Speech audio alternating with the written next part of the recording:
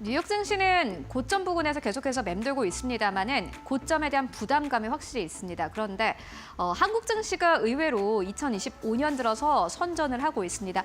2024년 워낙 부진했던 탓일까요? 최근에 이렇게 코스피 지수가 2670선까지 올라가면서 시장에서 약간 좀 고민을 하고 있습니다. 한국 증시가 왜 이렇게 빨리 올라오지? 지금 이제는 차익을 실현해야 되는 때가 아닌가 하고 고민하시는 분들 많을 것 같습니다.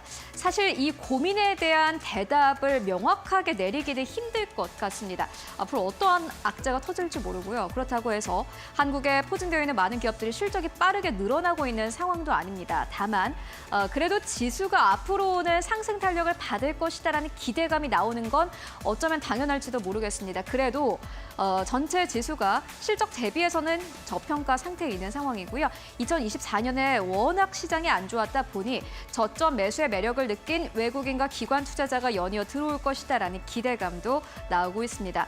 그렇다면 지금 시장을 좀 기술적인 분석으로 함께 살펴보도록 하겠습니다. 오늘 아침에 신한투자증권에서 관련된 리포트를 내놓았는데요. 주식시장이라는 이 형태가 생긴 것은 이제 거의 500년이 다 되어갑니다. 네덜란드 동인도 회사에서 이 증권을 발행하고 거래하던 때가 500년 전인데 지금 시장과 비슷한 이러한 체제가 생긴 것은 100에서 150년 정도가 됐습니다. 그렇다면 100에서 150년 동안 지수가 올라가고 내려가는 이러한 행태를 계속해서 반복해왔을 텐데 기술적인 분석이라는 것이 있습니다. 이럴 때는 RSI라는 이러한 지표를 사용해서 지금 시장이 과매수 됐냐 아니면 과매도 됐냐라는 것을 판단할 수 있다고 합니다. 상대적 강도 지수라고 하는데요. RSI입니다. 기술적 분석에 사용되는 보조 지표고요. 전일 가격과 비교해서 상승한 변화량과 하락한 변화량의 평균값을 낸 것이 RSI입니다. 숫자로 함께 집중해서 보면요. 상승한 변화량이 크면은 과매수로 판단을 하고요. 하락한 변화량이 크면은 과매도로 판단을 합니다. 70% 이상 초과 매수 있을 때는 보니까 과매수 국면으로 판단을 하고요. 30% 이하의 초과 매도가 나온다면은 그곳은 과매도 구간이다라고 판단을 하는데 최근에 코스피의 RSI를 보면은 보시다시피 70을 넘어갑니다. 과매수 구간입니다. 너무 많이 매수했다. 그러니까 지금은 매도하려는 고세력보다는 매수하려는 세력이 높다. 그런데 지금 과열됐다 이렇게 보는 겁니다. 보통 70을 넘어가게 되면요. 약간의 조정이 옵니다. 그렇기 때문에 지금의 약간의 조정, 오늘의 약보합권, 어제 하락세는 어떻게 보면 자연스러운 일일 수도 있는데요. 다만 시청자분들은 궁금해하실 것 같습니다. 그렇다면 지금보다 더 떨어질까? 70까지 올라갔다면 분명히 그 밑으로 훅 내려가지 않을까 하는 그러한 걱정거리, 고민을 가지고 계실 것 같은데 신한투자증권에서 이렇게 이야기합니다. 그래도 70보다는 크게 조정은 오지 않을 것이다 라는 전망을 내놓았습니다. 이유는 두 가지였는데요. 먼저 첫 번째의 이유는 연기금에 있었습니다. 오늘도 연기금 투자자들은 오늘 시장에서도 매수세를 나타내고 있습니다. 34거래일 동안 매수세를 나타내고 있는 건데 연기금이 지금보다 더 매수를 해준다면 당연히 시장은 앞으로 약간의 조정 뒤에 탄력을 받을 수밖에 없겠죠. 앞으로 연기금이 더 매수할 것이다 라고 신한투자증권에서는 내다보고 있습니다. 일단 올해 들어서 연기금은 3조 1천억 원대가량을 매수했다고 합니다. 연기금뿐만이 아니라 기타 법인도 매수에 가세를 했는데 자사주 매입의 성격이었습니다. 보니까는 2조 원가량을 매수한 것으로 나타났습니다.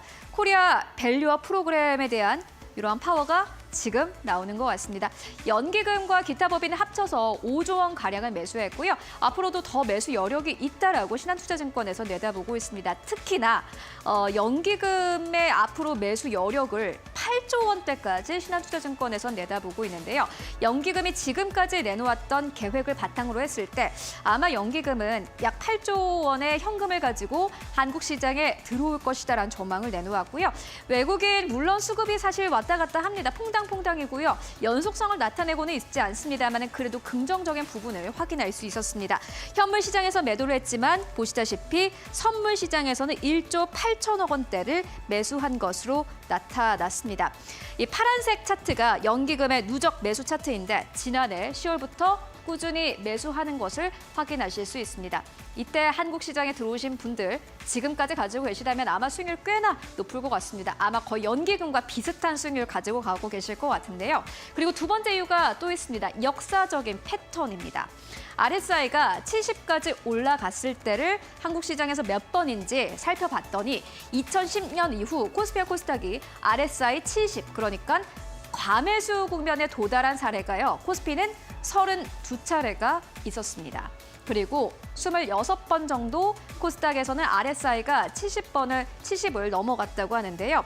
RSI가 70을 도달한 후 사실은 반락을 했다고 합니다. 그러니까 약간 지수가 내려왔다 이렇게 보시면 될 것 같은데, 그런데 50 이하로는 좀처럼 하락하지 않았던 패턴이 있다라고 신한투자증권에서는 이야기를 합니다.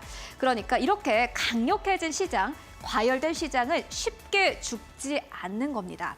상승 속도 자체는 둔화할 수 있겠지만 지금부터 가격 조정은 아닐 것이다 라고 신한투자증권에서는 이야기를 합니다. 그러면 아마 그러면 지금 뭐 사요? 라고 물어보실 것 같은데요. 신한투자증권에서는 연기금의 성격을 먼저 분석을 했습니다. 연기금이라는 수급 주체는요, 과거부터 중장기 성격을 가지고 한국 시장을 대응하고 있습니다. 하루는 기계를 샀다가 다음 날은 화학을 사는 이러한 패턴이 아니라 중장기적으로 계속해서 비슷한 업종을 사들이는 그러한 패턴이 있는데요. 한 차례 방향을 설정하면 장기간 지속하는 그러한 성격이 있다고 합니다. 작년 11월 이후 코스피의 우호적인 그러한 패턴을 나타내고 있고요. 포트폴리오에서 오버웨이트, 그러니까 비중을 확대하는 업종을 추산해 봤더니 이렇게 세 가지로 집중이 됩니다. 먼저 첫 번째, 중국 소비 경기 턴어라운드입니다. 사실 지난해 연말까지만 하더라도 중국은 쳐다도 안 봤습니다. 많은 투자자들은 이제 미국 시장 가야 된다, 미국향 봐야 된다, 이러한 스탠스를 가지고 가고 있었는데, 그런데 연기금은 막상 지난해 연말부터 중국의 경기 소비 턴어라운드 쪽을 보고 있었고요. 두 번째로는 서비스 소비, 그리고 세 번째로는 업황 턴어라운드입니다. 최근에 잘 가고 있는 화학 쪽, 그리고 오들 잘 가고 있는 철강 쪽이 아마 해당이 될 것 같고요. 반도체 경우에는 평균 시장 비중으로 순매수했다고 합니다. 그러니까 시장이 딱 가는 만큼만 매수했다고 하고요. 반면에 조선, 유틸리티, 화학, IT 가전, 보험, 필수 소비재 쪽은 선택지에 없었다고 합니다. 연기금이 사들인 그 테마를 조금 더 자세한 차트로 만나보도록 하겠습니다. 네, 지난해 이 연말부터 올해 초까지 사들인 전체적인 포션을 봤을 때 IT 하드웨어 쪽 가장 많이 사들인 것으로 보여지고요. 그리고 두 번째는 에너지입니다. 화학 쪽이 아마 여기에 해당이 되게 되겠죠. 중국의 경기 턴어라운드와도 함께 연결해 볼 수 있을 것 같고요. 기계도 마찬가지입니다. 특히나 기계 같은 경우에는 올해 들어서 종전 이슈와 함께 엮이면서 또 주가가 상승 탄력을 가지고 가고 있고, 미디어, 소프트웨어, 소매, 건설까지 연기금이 가장 많이 사들인 업종 중 하나였다고 합니다. 아마 연기금이 지금부터 계속해서 이 성격을 가지고 나간다면은 많이 사들인 이 업종들 앞으로도 주가 상승을 기대해 볼 수 있을 것 같습니다. 연기금의 순매수 여력에 따라서 지수가 앞으로 얼마나 올라갈 수 있는지, 그리고 여기 있는 업종들 다시 한번 탄력을 받을 수 있을지 여러분들 체크해 보시면 좋을 것 같습니다.